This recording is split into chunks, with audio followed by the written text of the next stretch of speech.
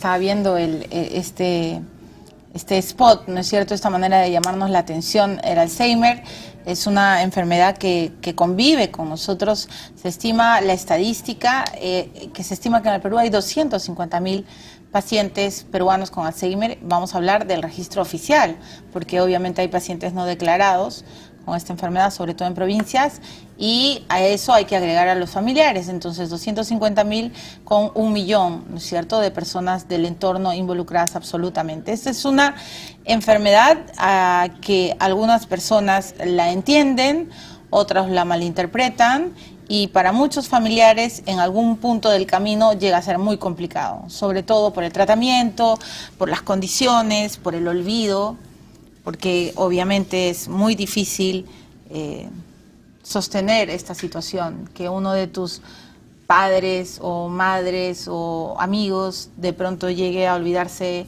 de todo, incluso quién eres, pues es muy complicado. Así que hoy día hemos invitado a la psicóloga clínica Gladys Casanova. Ella es la presidenta de la Asociación Peruana de Enfermedades de Alzheimer y otras demencias. ¿Cómo está, Gladys? Bienvenida al programa. ¿Cómo estás? Muchas gracias. Muchas gracias por aceptar la invitación. Igualmente. Porque este es un tema que siempre nos ha preocupado, el tema de la salud mental. El Alzheimer, no hablemos del tema de medicación, porque bueno, ese es un tema clínico que le corresponde a los psiquiatras. Yo quería hablar con usted sobre el tema conductual. Sobre todo, me gustaría que nos explique cómo enfrentar esta enfermedad desde la otra orilla. Porque el paciente está, digamos, en otro mundo, está recordando las cosas que puede y cómo puede, pero hay mucha frustración y mucha impotencia en los familiares. Efectivamente.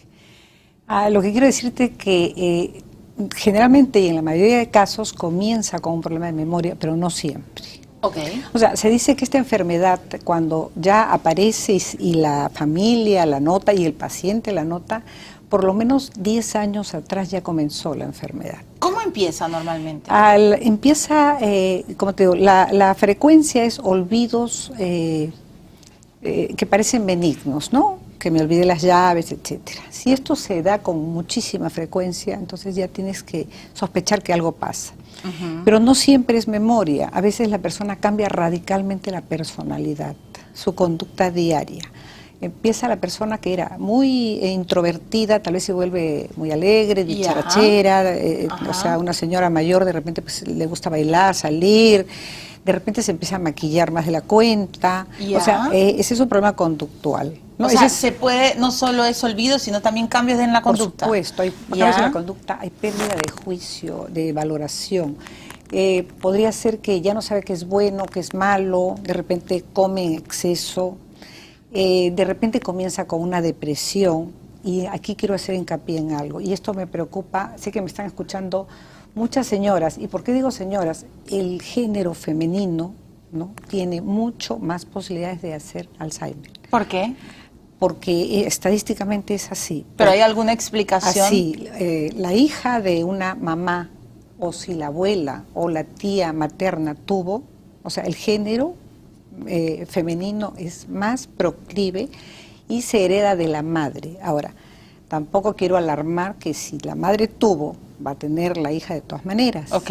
O sea, pero es probable, pero no es determinante. Es probable. Pero si sucede esto, la hija tiene justamente que tratar de manejar los factores de riesgo. Yo quiero hablar de lo que usted acaba de mencionar, de las famosas distracciones. Me olvidé la llave, me olvido de apagar la cocina, me olvido de lo que he dicho, lo que me han dicho o de lo que he hecho hoy.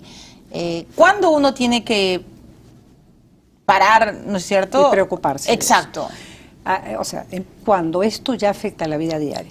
O sea, tú te puedes olvidar la llave, los lentes, pero si te sucede a menudo, si sucede que de repente guardas las cosas en sitios insólitos, te voy a exagerar, guardas la plancha en el refrigerador, o de repente tus zapatos... La plancha en el refrigerador. Estoy exagerando, ¿no? Pero puede llegar. Puede llegar a ser. Ya. Puede, una vez, no sé, te puedes haber confundido, pero 2 veces el azucarero igual en el refrigerador. Una vez por apurado lo guardas, pero si sucede y esto empieza a interferir en tu vida diaria porque no encuentras tus cosas, porque vas a trabajar y ya eso es preocupante. Ya, digamos, y pasemos al otro terreno. ahí habrá que hacer pues un chequeo, un descarte, vamos a un examen de prevención. Pero quería hablar con usted de los pacientes ya diagnosticados, ya de un familiar con Alzheimer en casa. Tengo la oportunidad además de conocer a personas que tienen familiares con esta enfermedad y entonces llega momentos en que ese familiar ya no los reconoce, o sea, ya no sabe con quién está viviendo. ¿Qué terapias? ¿Cómo manejar eso? Porque además, ¿quién ayuda al familiar que vive con esa persona que ya aparentemente no está aquí? Bueno, va a sonar un poco soberbio, o sea, ¿quién ayuda? Nosotros. O sea, esa es la misión de la asociación que yo presido. Es ayudar al familiar, al paciente y en general informar a la población, al público en general interesado en este tema. O sea, esta enfermedad está extendiéndose exponencialmente en el mundo. Se dice que cada 7 minutos se detecta un nuevo caso de Alzheimer. Mientras no llega, como tú dices, la enfermedad a la casa, uno la mira como que no es conmigo, hasta se bromea con la enfermedad. Sí, claro. El alemán me persigue, el alemán. Y jajaja, te estás olvidando. Sí, y de repente esa persona está haciendo, está comenzando a hacer la enfermedad de Alzheimer. Ahora, te quería hablar, que lo había dejado pendiente.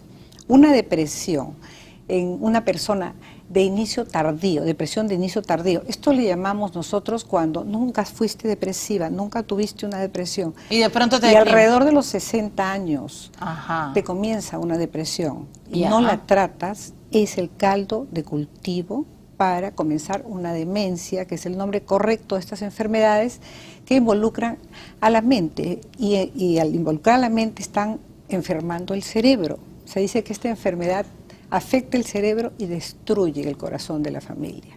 Porque como tú dices, es terrible. ¿Qué le aconseja a usted? ¿Qué es lo primero que le dice usted a un familiar que tiene un paciente con Alzheimer en casa? Mira, ¿Cuál es el primer consejo? El primer consejo es, si ya está diagnosticado, es que busque ayuda e información, grupos de soporte, que vaya a las charlas nuestras o de quien dé. O sea, todas las... Que no se aísle. Instituciones son respetables.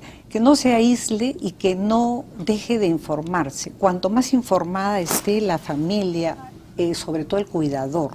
Ese es otro tema nuestro. El cuidador sufre un síndrome que es un agotamiento físico y mental. Por tremendo. Supuesto. Déjeme detenerme en este punto. El agotamiento físico y mental. Me queda claro. Así que presten mucha atención. Voy a regresar con la doctora Gladys Casanova. ¿Qué hacer con el cuidador? Obviamente el cuidador se agota. La persona la tiene que estar cuidando todo el tiempo, que no se caiga, que no se pierda, que no se vaya a la casa, que no jale pues el papel higiénico y haga rollitos y rollitos, o que, como dice la doctora, no entre a la cocina y haga desbarajustes, en fin. El cuidador para mí es un ángel, pues, ¿no? Porque es una persona sumamente solidaria, sumamente preocupada, pero ¿qué pasa con esa persona? Vamos a hablar después de la pausa sobre el cuidador. ¿Qué es lo que tiene que hacer y qué es lo que tiene que saber? Ya regresamos.